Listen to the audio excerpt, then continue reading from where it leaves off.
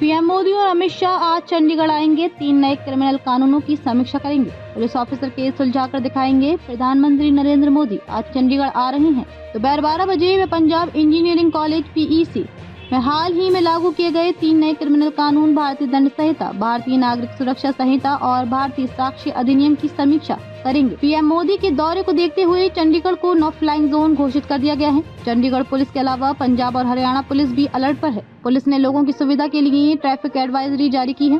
प्रधानमंत्री का helicopter Rajendra park में उतरेगा, जहां से वे सड़क मार्ग से PEC पहुंचेंगे। इस दौरान राजेंद्र पार्क से PEC तक का रास्ता पूरी तरह बंद रहेगा और सिर्फ VVIP मूवमेंट की ही इजाजत होगी। पुलिस ऑफिस पीएम को मामला सुलझा कर दिखाएंगे।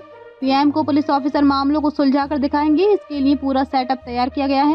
पीएम के सामने हत्या का सीन प्रदर्शित किया जाएगा। कंट्रोल रूम पर सूचना मिलने के बाद पुलिस का अगला कदम क्या होता है, सबूत व तथ्यों को जुटाने के तरीकों के बारे में बताया जाएगा।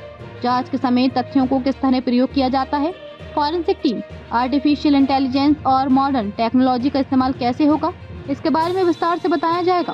केस समझाने के लिए कोर्ट बनाई जाएगी, जिसमें मुकदमा चलने से लेकर आरोपियों को सजा दिलाने की प्रक्रिया के बारे में बताया जाएगा।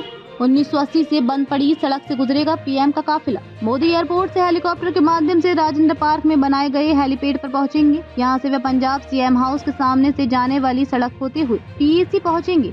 जिस सड़क से वे गुजरेंगे वे साल 1980 के आतंकवाद हमलों के समय से बंद है।